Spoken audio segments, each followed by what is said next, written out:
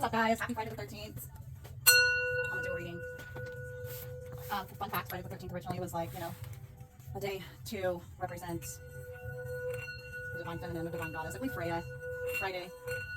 Anyways, so I have all of my goddess decks. I have my Wild Woman Oracle, which I absolutely love. If you guys don't have this deck, it's great. Absolutely recommend it. And then, of course, the Isis Oracle and the Kali Oracle. And then I've got some Shadow Work cards, Halloween Tarot ones, regular tarot, all sorts of stuff, okay? It's gonna be a long reading, so buckle up. I'm so excited because not only is it Friday the 13th, but it's my birthday weekend, and I'm really excited because I have a lot of fun stuff. I have a lot of fun readings planned for spooky season, and I'm gonna I feel like I have to test them out before I do them. So I'm gonna do a bunch of personal and collective pulls, and it's gonna be so much fun. So let's do a reading for not just a day, September 13th, Friday the 13th, but let's do it for this weekend. So the weekend of Friday the 13th. So okay. All right, what energy should we embody?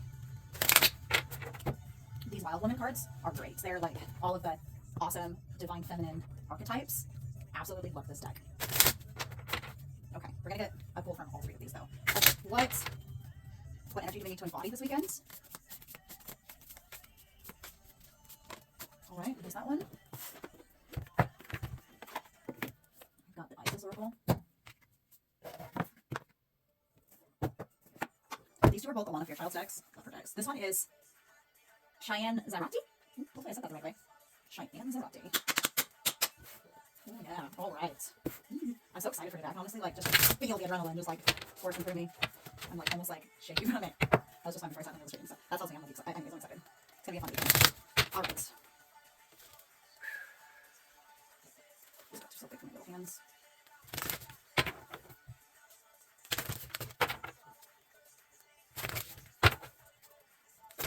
All right, what energy do we need to embody this weekend? What energy do we need to embody this weekend?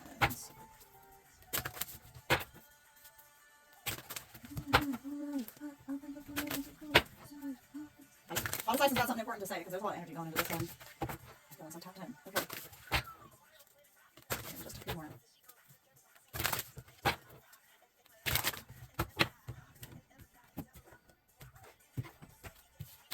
All right, what energy do we need to embody this weekend? All right, there's two of them. Sorry, that was so long. Actually, kind of stand up for a second, okay? I'll bring the fire, make it cold. I'm going to look around in just a little bit. All right, and then Mama Kali.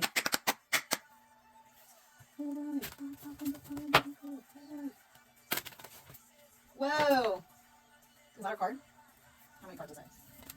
Oh, it's 3 of them. All right, I think we should take it. Okay.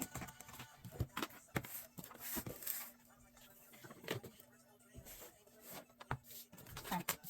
We got lots of God cards. This is about to be a long reading. I'll probably have to take it for about half an hour. This is the Tarot. These are only just major arcana decks. I just want to get one of these. These are so cute too. Okay, what energy do we need to embody this weekend? Ooh, this one's trying to pop out. Okay, that one's it. Ooh, beautiful. Okay. Sorry, I'm sneak peeking. I want to reveal it together because I think it's so much more fun this way. All right, and then a chakra card. This is my deck, by the way. I'm healing the chakras deck. I absolutely adore it. It turned out so much more than I thought it would be. Absolutely love it. All right. Can't shuffle for shit today. What energy do we need to embody this weekend?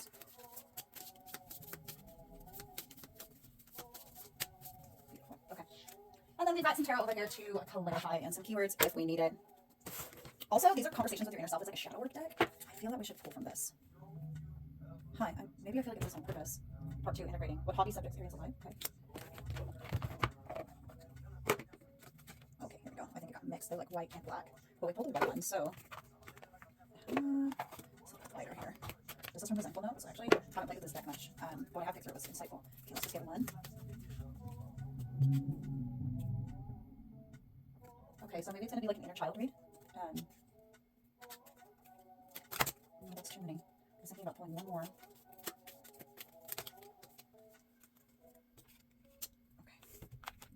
One more here.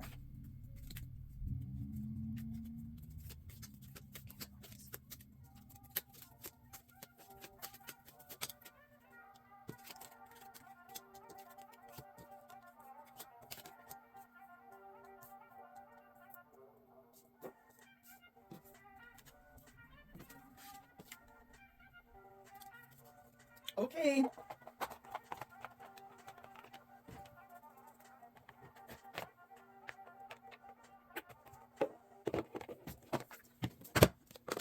All right, let's check this. I'm not sure how your guys' view is. Let's just move you a tad bit closer here.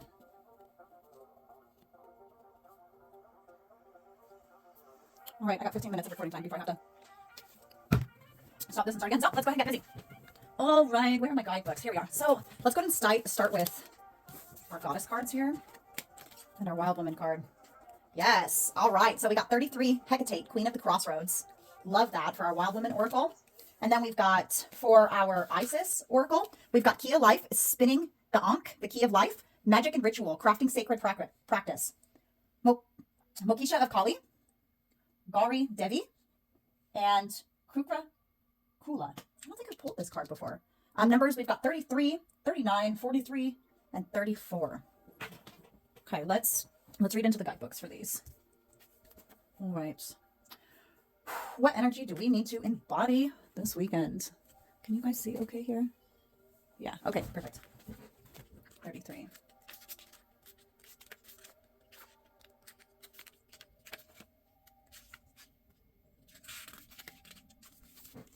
Hecate, Queen of the Crossroads, the unknown. What important decision have I been avoiding due to fear of the unknown? Okay, Hecate. Can you guys see that? Hecate acknowledges that you are at a significant crossroads in your life. She meets you at this crossroads with her torch, dagger, and key, and asks you to embrace it. The unknown, even though you are afraid. This decision, although difficult and full of uncertainty, must be made. Trust that with your inner knowing and real-world experience, you will make the decision that is for the highest good of all. Hecate, the goddess of magic, witchcraft, necromancy, life, and death, doorways, and crossroads, is one of the most mysterious figures in Greek mythology. Turn that down just a wee bit.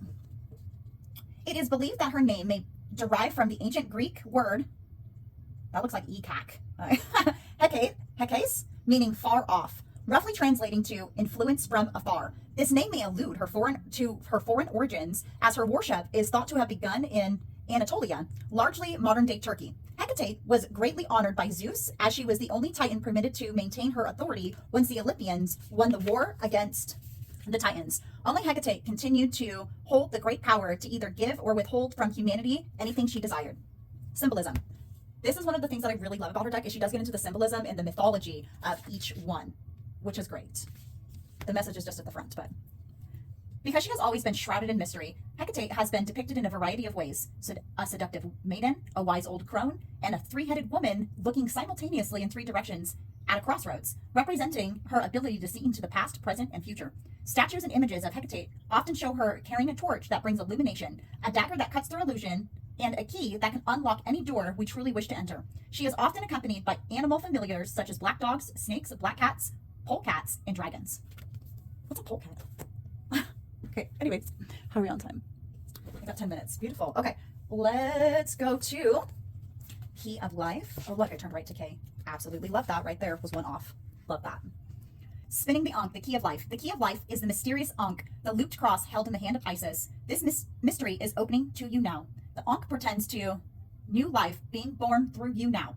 It could be in a creative sense or in a physical sense, in terms of health, or even a child that wishes to be born, or a new project that needs to be created in service to humanity. This new life being born in whatever form will enrich your life, bringing you more into wholeness and fulfillment. Let it happen. The Ankh comes as a blessing and confirmation that new life is seeking to express itself through you now, and encouragement that you allow this to occur. Something has started to be born through you at this time. See it through love, beloved. Don't let it struggle to survive from lack of attention or care, or belief that it will not be enough in any way, or it will be too hard to handle once it's created. The Ankh says that life will prevail and your creation will come to pass. Do not give up on your creative destiny. Stay with it. You are flowing in the right direction, and you have spiritual support from the unseen worlds. If you are unseen, sure of what your creative destiny may be, unaware of the exact nature of the new life being born through you now, remember that sometimes the creation will be a project or object, a relationship, or a new human life. Sometimes it is even a new way of thinking that is wise and heart-centered and will be available for others to draw nourishment from as an alternative to more destructive and addictive thought patterns which humans can struggle with from time to time. That resonates actually so much with me right now. Part of the collective. What's up, though? Seriously. Okay. There is one creative process common to all humanity, that is birthing of the soul light into form. Yes. No matter what other forms of life are being created through you now, the mystery of the Ankh reveals that you can know for sure that you are growing spiritually at this time to allow more of your soul light into your life. What this means is that no matter what the appearance of circumstance in your life right now, no matter whether you feel alive with creative flow, energized and happy, or whether you are in despair as your old world no longer brings you peace or seems to be falling away, your divine soul is behind it in new life emerging. It is safe to trust and allow this process to unfold. If you have drawn this, no, we did not draw it with this one.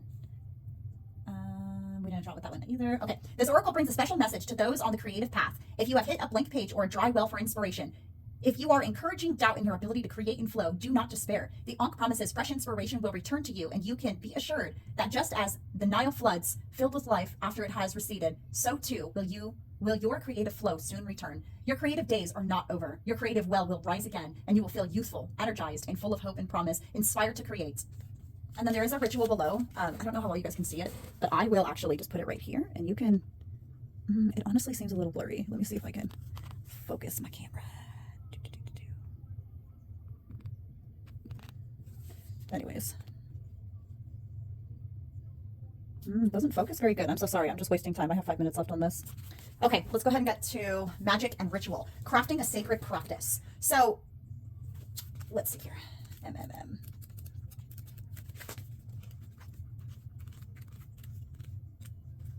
If I knew my basic ABCs, I'd be in there. A, B, C, D. E, F, G, H, I, J, K, L, M. There we go. Magic and ritual. Crafting sacred practice. Effect in the external world can be created through inner practice. Magic and ritual can support your divine path now in the physical world, and you are encouraged to enhance your power with regular practice. The results that you experience will encourage you to continue with the practice as you grow in power, grace, love, ability, and wisdom, and apply your inner beauty to transform your outer world. Also, oh look, listen to this. For us to grow empowered and potent on the path of ancient feminine power, we need to honor our knowing and being to cultivate sacred practice. Obviously, we're about the divine feminine today, right? I just want to point out that either one of these goddesses, whether it be Kali, Hecate, or Isis, they could be calling out to work with you if that's somebody that you do work with. You could take that as confirmation. Obviously, though, Hecate she's crowned in the reading, and the threes are just so significant too. And of course, it's the 13th today. You know, we all have 13 moons, and as women, we have our 13 moons, and so on and so forth. So perhaps maybe it is a sacred practice that you should cultivate around your personal moon cycle or the moon cycles. We do have the full moon coming up on the 17th, which is the eclipse. I realize this reading is about this weekend, but maybe bask in that idea this weekend. Okay, sorry, I'm gonna have to stop this soon and clear my memory on my phone. Sacred practice becomes a habit of growing our spiritual power and consciousness. Like a garden needing regular care and watering to blossom and flourish, our inner garden of the soul, where our creativity, joy, spiritual gifts, and bliss bubble away, also needs regular attention. Coming to our practice takes strength and inner will. Even though it can feel amazing, we still have to wake up, set aside time, and discipline ourselves to show up for our own inner growth. We will reap the benefits when we do, but we must allow ourselves to fall in love with our practice, to craft something that really speaks to us, so that we want to do it. The desire and discipline together will help us engage with our practice regularly, so we can grow so fast it can be quite shocking. Listen, and it's all about like some sort of new project, new path, crafting sacred practice. So definitely you're really being encouraged to practice like sacred practices for yourself is what I'm picking up on, but it could be all sorts of things. Okay, let's pause here for a moment. Okay, I'm back. Sorry, I had to clear up some memory here, so I had enough to finish recording it. Okay, so where were we? So let's move over to Kali. So we've got 39. We actually have 34, so let's go ahead and start here with Kukukula. She is vibrant red, pulsating with the feminine power of enlightened activity, infusing our hearts with her capacity for sacred sorcery to conjure and create, according to love's guiding wisdom. To receive the divine inheritance of blessing and support for sacred fulfillment, certain karmic conditions that resonate at a lower frequency need to be cleared away. The lesson is to release to receive. Kukukula symbolizes a time of rapid movement on your life path and freedom to attract what you need and want. However, you must be willing to let go of negativity, that which does not belong in your world. Yeah. Fuck yeah, that's really on point. Okay. Kukukula is a shamanic folk goddess who was adopted into the spiritual traditions of Hinduism and Buddhism. Kukukula is one of the Kali Nitas, the medicine goddess of the waning moon cycle, a powerful sorceress, enchantress, and conqueror of enemies. Hers is the realm of magnetism and charisma, spellcrafting, and the power of attraction. She has one face, 3 eyes, and 4 arms, with a skin that is deep red. In Tibetan Buddhist medicine, red is associated with the power to attract and the power to subjugate negative energies. Her hooked sword represents her semi-wrathful nature. She can magnetize or repel as needs be, overcoming negativity in all dimensions and from every direction. Kukukula is revered as beguiling yet potentially ferocious emanation of the otherwise serene goddess Red Tara. With her short fangs exposed, an expression somewhere between friendly and fierce, and her 3 eyes, she sees all and frightens away that which causes trouble, while attracting that which enhances joy, bliss, and sacred passions. Awesome. Love that. Kukukula ability to simultaneously attract the beneficial and repel the negative is an extraordinary blessing. Her spiritual talents allow us to pursue our paths with eagerness, openness, and enthusiasm, while trusting that any exploitative,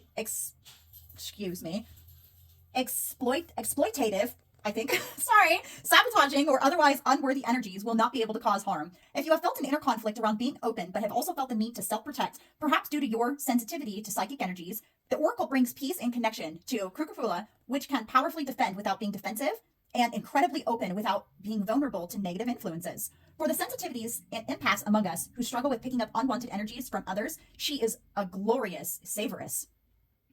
Savoress? Am I saying that right? She empowers openness combined with effective boundaries that brings more peace and relaxation to the heart, which in turn enhances our capacity to attract what we wish into our lives. While Kukufula carries a bow and an arrow, which symbolizes her power as a warrior goddess and her ability to set us on the right course. Her aim is always true, her delivery swift. When we connect with her in a reading, our progress shall be rapid like the arrow speedily flying through the air. We shall hit our mark because our direction is correct and our focused honed. Her presence supports us to gain clarity on where our energies need to go and clear away distractions or ineffective methods and strategies. When she appears in a reading, be ready to move swiftly on the opportunities that arise and feel faithfully aligned with your heart. Her presence also signifies that if something isn't resonating, then do not hold onto it out of fear. Let it go. Trust that divine knows how to resolve any complicating factors. Despite her status as a goddess of magnetic attraction, Kukukula doesn't resonate with clutter. Her fierce side repels it. This allows us to align our energies with what is truly serving the soul and to have the courage to release everything else. If it hasn't been already cleared through circumstances beyond out of our control, which tends to be evidence of her protective divine handiwork, release and you shall receive. Wow, I like that card. I've never pulled that one before. This could be emotional baggage that you're holding on to. That is preventing you from connecting with your heart space. We have the heart chakra cards right here. And as you know, or as you may not know, actually, your chakras, they all operate on different levels, but your heart chakra is actually the most magnetic. So being in tune with your heart chakra, I'm just seeing all the green on this card. It's just, really bringing me into it.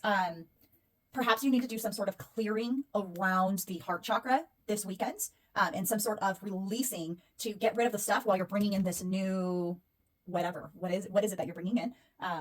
Whether that be a new project, a new sacred honoring and practice for yourself, I'm hearing, would be great. Okay, let's keep going. So 39, Mokisha of Kali. I actually have pulled this card before and I believe it's really beautiful. Yes, it is. Okay.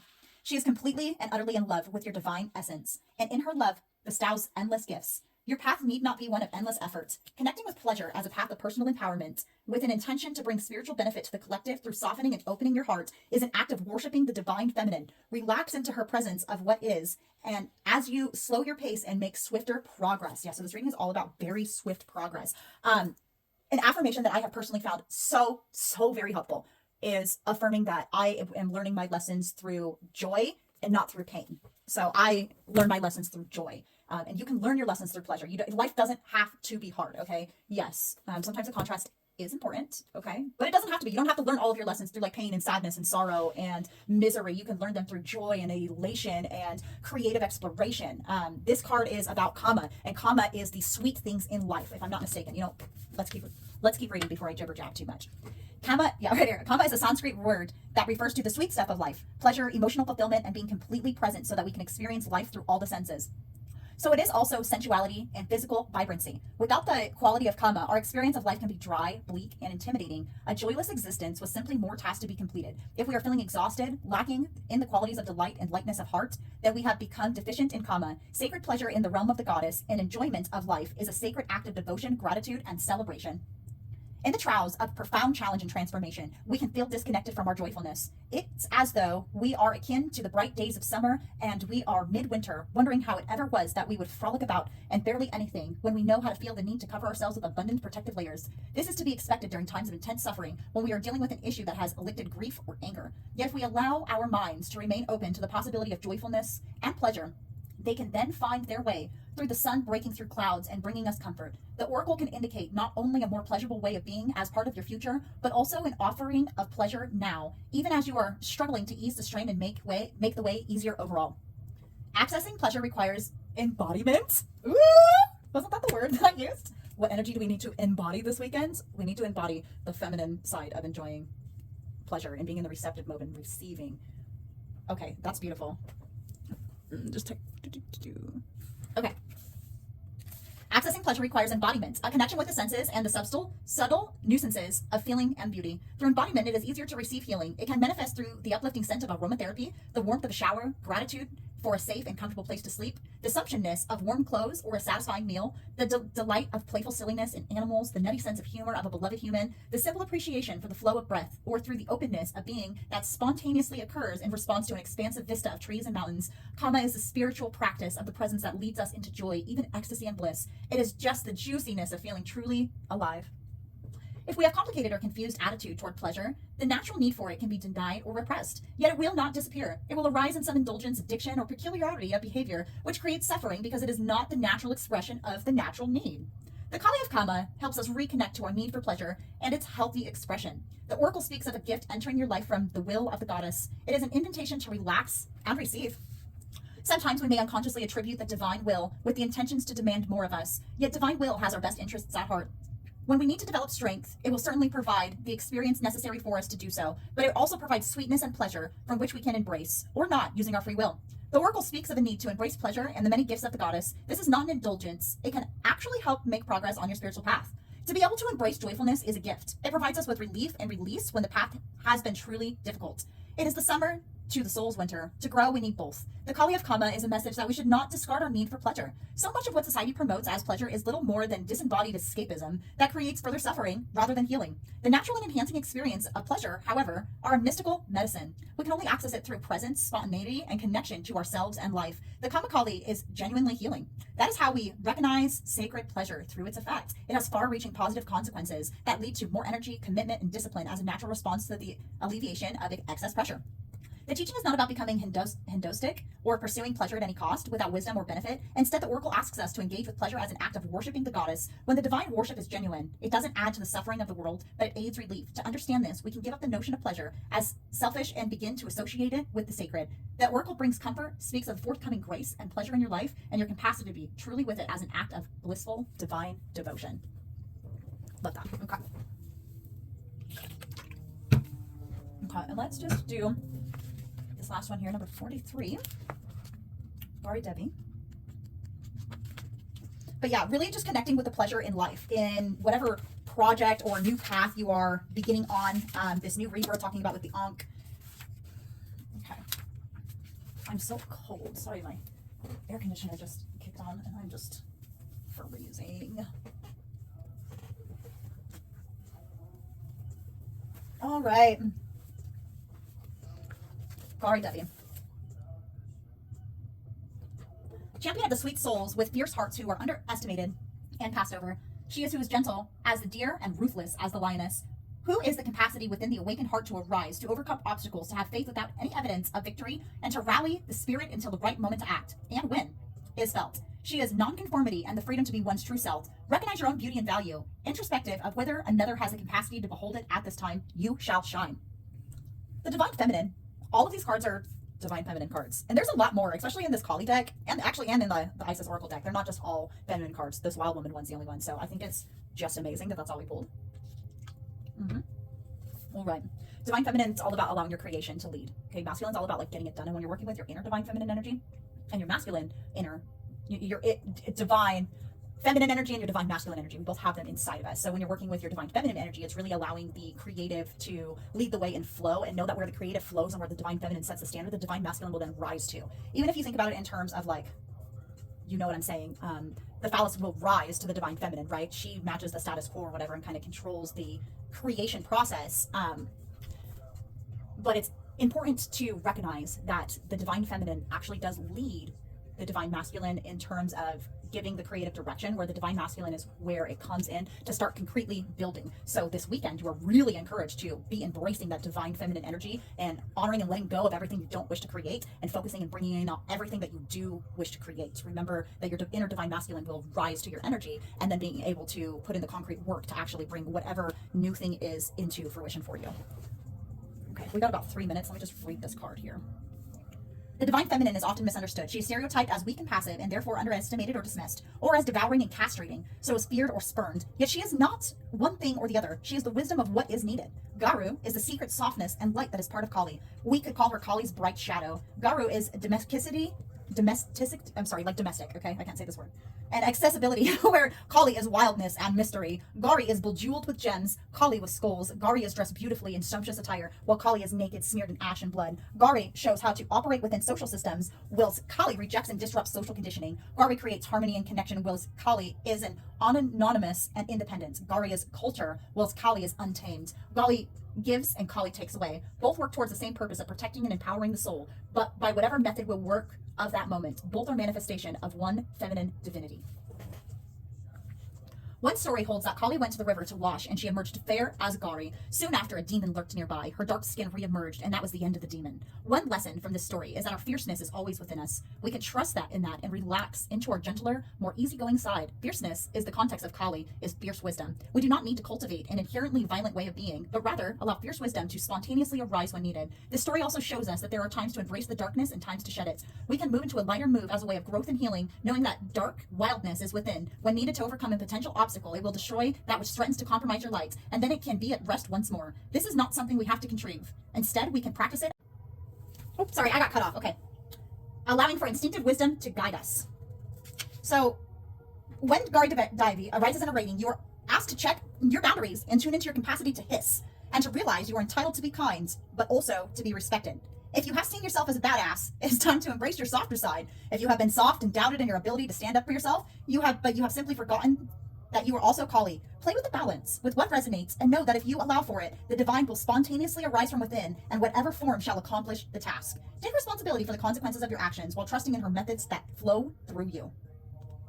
All right, that is our goddess cards. Let's go ahead and get into the rest of the nitty-gritty of the reading. So what is our major arcana for our tarot? We have the Star. Beautiful. Now, the Star is innately about healing. However, a lot of this speaks to a new beginning, letting something go, bringing something new in. So it could be bringing in some sort of healing. However, there's a lot of like creation energy that I'm picking up on. So I think that it very well could be in relation to being like a shining star. Also, astrologically, we have, what is it? Pluto in Aquarius, right? That just went back into retrograde into Capricorn. And this is all happening in this time right now. And it's the last time it's going to be in retrograde for like the next 20 years or something. Okay, it's like a really significant. So right now it's all about letting go and clearing out all of the gunk, so that way when it goes direct, I believe it is in November, like November 19th or something. Don't quote me on that, I'm a reader, not an astrologer. Anyways, that's going to be go time for whatever project this is. You're gonna have very fast movement as soon as you let all of this go. So right now could really be a time of releasing. Like I'm telling you, I'm sensing a lot of clearing around the heart space, maybe getting more in touch with your softer side and embracing your heart space, because it is actually a superpower and not a weakness. Okay. All right, sorry, I just have to check the time. Okay, let's get into our chakras, because we actually do have lots of heart chakras. We have two of them. I love that I know my worth, and I hold value to myself for everything that I am, and I have, or I will become. I love being open to giving and receiving love freely and without any expectations. So definitely, yeah, open your heart, give and receive freely. Just because you give love doesn't mean you have to get it back. You need to be giving love to yourself first. You need to be healing yourself first before you can pour into others, okay? And then we've got the third eye chakra. I imagine and see a picture-perfect reality of my own creation that exists just for me. I can access it anytime by peering into my vortex or vibrational reality and visualizing it into this realm. So definitely, she's also got the third eye here, and she's got the third eye here and the third eye. So definitely focus on your vision and know that when you are putting your desires out there and you're focusing on them and you're clearing out way for them actually to come in and you're embracing doing the work that you need to. The work also here should not be being hard work, okay? Remember, we're leaning into pleasure. So leaning into your joys and your purposes is where you are going to actually uncover the bulk of your healing, but you need to let some of this other stuff go. Let's get into the shadow work cards and see if we can identify. I haven't used these yet, but I think they're going to be so much fun. Okay, part 1, identifying. Childhood trauma. What experiences did you have as a child that impacted you in a negative way? Why was it so traumatic? So that could be something to unpack. And then also defensiveness. What do you feel most defensive about when it's brought up? Okay, this could be what you're needing to release in your heart space. And then we have part 2, integrating. Purpose. What hobbies, subjects, or areas of life bring you the greatest sense of purpose? Yeah, so your karma, you know, where can you allow this divine energy to just flow through you? Why? What from your past do you think is holding you back? Were you like, you know, judged for what you'd love to do as a kid? If so, fuck them. Let it go. You're an adult. Do whatever it is that you want. You know, like try to unpack it. Journal about it a little bit. Okay. Acceptance. How can you practice accepting yourself? How can you practice accepting yourself? All of your flaws, all of your ups and your downs. Let's get one clarifier. Oh my goodness. Look, 8 of Wands and Queen of Wands and 9 of Pentacles. And then we of course have the Emperor too. And the Lovers too, which also can sometimes, I see it as sometimes a union with yourself, with your higher self. So Emperor is also taking pragmatic action. The 8 of Wands, something is coming in super fast, okay? As soon as you focus on yourself and choose your own magic. Fun fact, Queen of Wands is the Witch of the Tarot, magic and ritual. So perhaps you need to actually embrace some sort of ritual work. Car, where are you going? Car and finish line. Woo! And communications are incoming soon. So this could be incoming communication, okay? Work through what it is that's holding you back so that way you can travel to get to where it is that you need to go, okay? It says you need to do this. Are you thinking about something that you need to do? Or are you on the fence of something that you need to do? There is some sort of new project that you're trying to bring in. This is a note to myself. However, it does say romanticize your life is the basic of it. It says romanticize your life essentially through your arts, through your creation, and publicize it. That's not the exact message, but treat. Yeah, and treat everyone to the shit show. Let everybody see what it is that lights you up. Okay, we see alien, so what makes you different? September. Yes, okay. September. Now is the time. Now's the time. Let's get one more tarot for advice. Rapid. Look, oh my goodness, like rapid communications incoming soon. What's this communication about? What do we need to know? It's this weekend. What do we need to know? The Knight of Swords. Holy shit. And the 10 of Swords. So there could be some sort of communication coming in about an ending. Embrace it and let it go. A wise man once said, it'll buff out. Habits. Focus on your daily habits. Make sure that you are in prioritizing to yourself in your daily habits. And what you focus on expands. What you focus on expands. Okay, remember that. That could be good. That could be bad. King of Wands. There could be even some sort of divine union that could be coming in after something is released too. King and Queen of Wands. And then we've got the Sun and the 10 of Wands. So there definitely could be some sort of ending. But there's something very bright coming in. So anyways, I hope it's a great Friday the 13th. The Fool. Oh my God. It's something you've been working so hard towards, this new beginning. Wow. Okay, I'm running out of time. I just want to get you one more card. Yeah, the Lovers. Honestly, guys, it could be some sort of divine union coming in once you let all of this other mucky stuff in your heart space go, okay? Choose yourself, and the world will choose you too. Wedding? Okay.